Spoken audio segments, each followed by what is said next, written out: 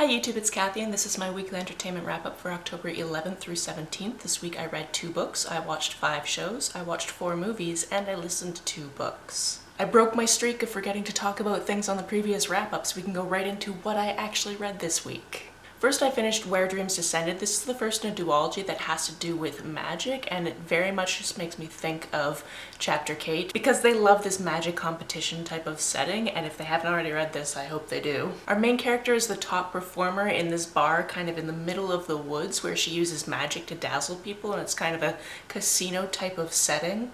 She even makes her entrances on top of a chandelier that descends, so it's very much Moulin Rouge in that regard, which I wanted to point out because this is pitched as Moulin Rouge meets Phantom of the Opera. However, she's become frustrated because she's not really allowed to leave this place, so adventure ensues from there. She does enter into a magic competition, but things start going strangely. And if you think there might be a romance element, yes, you are correct, and it is lovely. I really enjoyed this magical world of not only people being able to use magic for practical reasons, but still using it for entertainment. I'm very excited to see how this duology ends. Next we have Blood and Vinyl, which covered a lot of props for the Rocky Horror Readathon, and I had really high hopes for it going into it, and unfortunately it didn't really meet those hopes. In terms of having all of the things that it talked about having, it did, so vampires and witches and monsters and gore and this and that and the other thing. It had those things, however the way it was written it felt like this should have been about 7 books that were condensed into about a 200-page novel, and I wasn't given enough time with characters to actually start caring about the characters. Additionally, there are way too many characters for a novel this short, so I kept going,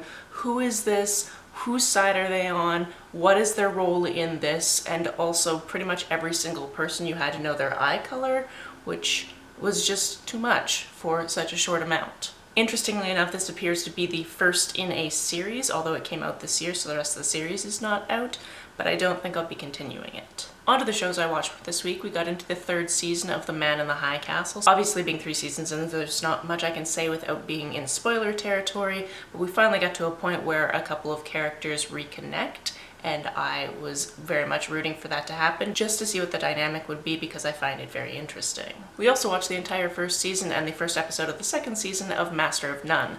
This is a rewatch for me. I've definitely seen all of the 1st season, although I can't remember if I actually watched the 2nd season. 10-episode seasons are just very easy to watch all of in a day, if that is your goal for the day. This show is very funny, especially the dialogue. Occasionally they will punch down, which is unfortunate because otherwise I absolutely love this show. And I love it from a representation standpoint, so I was just kind of sad when they punched down at fat people. Speaking of things that Aziz Ansari is in, we also finished the 7th season of Parks and Recreation.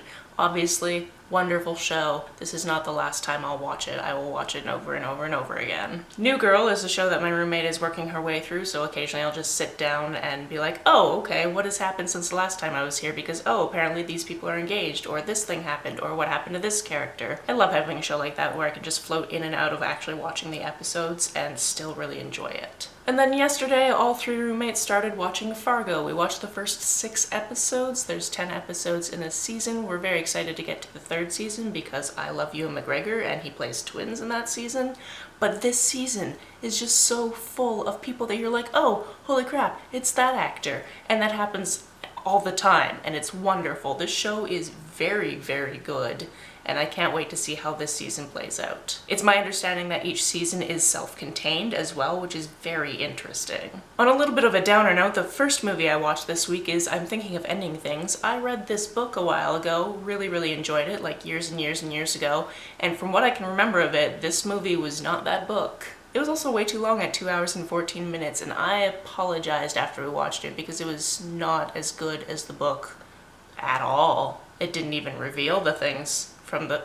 no, just not great. Because it is the spooky season, we also watched Dracula Dead and Loving It, which I somehow didn't watch in my youth, but both of my roommates had, so they were constantly being like, this is about to be this part, and quoting it before it happened, which was kind of fun, even though it was like, guys, we're watching it, it's fine. I haven't seen it before. Why are you doing this to me? But I still really enjoyed it because it brought them so much joy from their childhoods. After that, we rewatched Hocus Pocus, which I've already watched this year, and I will watch probably again because it's lovely.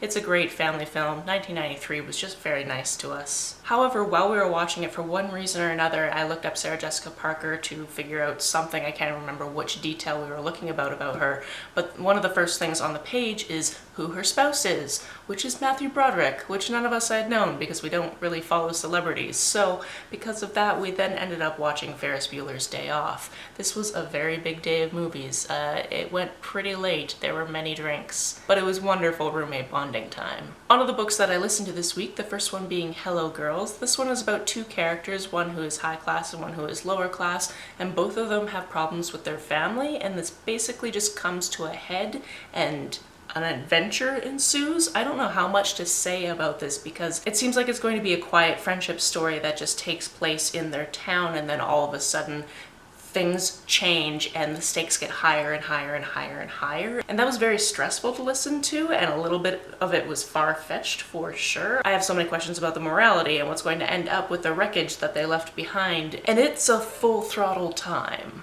The other book I listened to this week was Get a Life, Chloe Brown by Talia Hibbard. This is about a main character who has fibromyalgia and is basically closeted herself in her family's house because she's afraid of going out and getting sick. Because the first thing that happened in her discovery of having fibromyalgia was having pneumonia, and then she just was never the same after that. And it took a very long time for her to be diagnosed because people didn't believe her, which happens all the time and is infuriating. In any case, she has a near-death experience, sees her life flash before her eyes, is very unimpressed with it, and decides to create a list so she can get a life. Our male lead is the superintendent of the building that she moves into, and at first they do not get along, so this is definitely a hate-to-love romance, and it is so good. The love and care and attention these characters had for each other was just absolutely wonderful. I am very excited to read the rest of the books in this series because I believe there's going to be 3 books, one about her and then one about each of her sisters. That's it for this week. If you've read, watched, or listened to any of these, let me know about it down in the comments below. On the way down to the comments, if you hit that subscribe button, that would be very nice of you. If you don't feel like leaving a comment but want to make sure that I know you were here,